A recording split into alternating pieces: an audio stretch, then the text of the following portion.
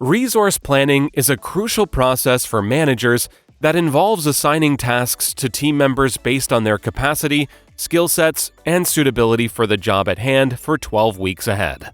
Click on Resource Planner to start. Click on the arrows to view full detail. Select the date for projects planning by clicking on the calendar icon. To assign or remove employees from the Resource Planner, you need to click on Employee Name and then on the arrow. Then click on Show Projects button. Click on the arrow next to Employee Name to view all assigned projects. Under PM column, fill in expected hours for each project.